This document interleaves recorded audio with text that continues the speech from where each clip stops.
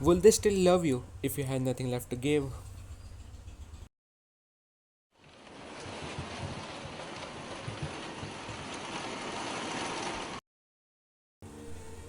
Franz Kafka, The Metamorphosis begins with a man waking up as a giant insect. But what if I told you the real transformation wasn't in Gregor's body, it was in the people around him? The question is, did they ever love him at all?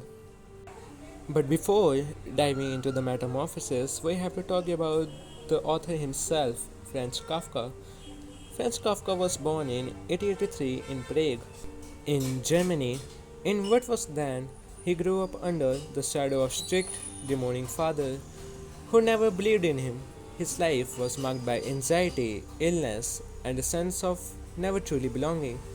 Not at home, not in society, not even within himself.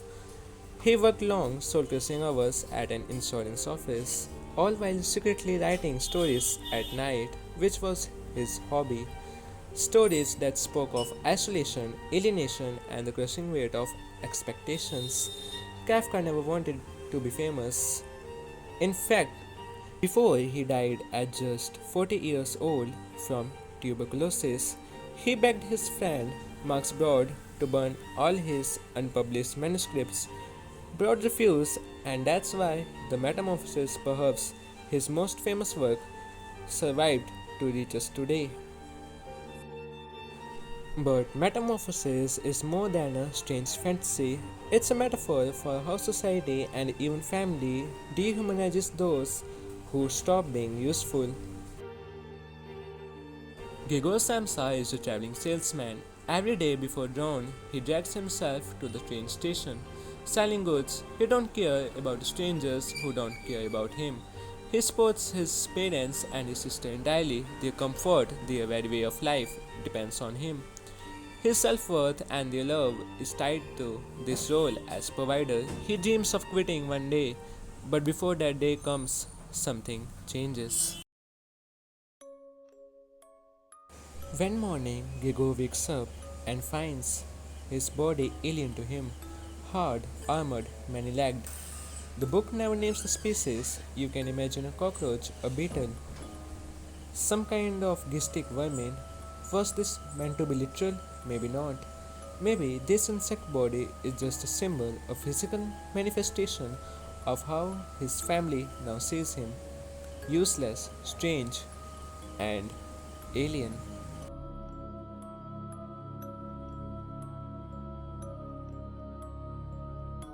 At first, they were shocked and afraid, but they still tolerate him. They keep him locked away, feed him scraps.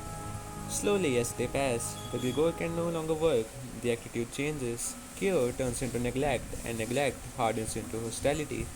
They speak about him with shame. His existence becomes an inconvenience.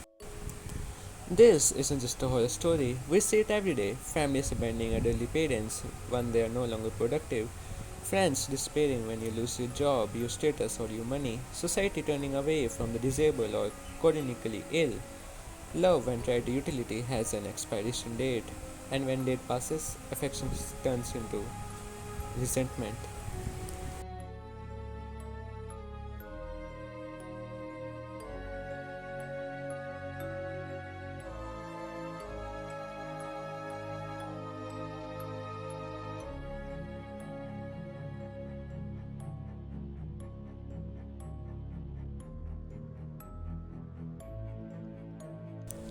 So, was Gregor really a bug, or did his family perception turn him into one?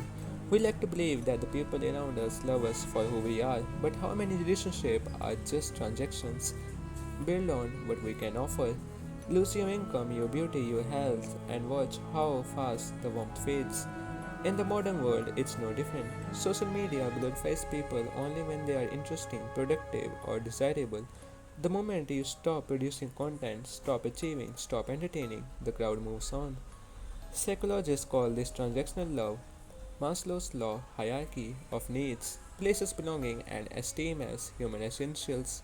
Yet society often ties both of our usefulness. Social value theory suggests our worth is constantly measured, weighted, and raised by others.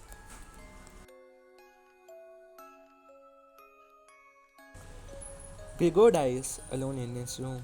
No one holds his hand, no one mourns him. When his family discover his death, they don't grieve, they feel relief. They talk about starting fresh, moving on, as if the man who kept them alive was nothing but a burden. If love disappears the moment we can no longer provide, was it ever love or was it just an arrangement? Kafka's genius lies in showing us that the true horror isn't waking up as an insect, it's realizing the people you love never really saw you at all. And if that's true, who's the real monster?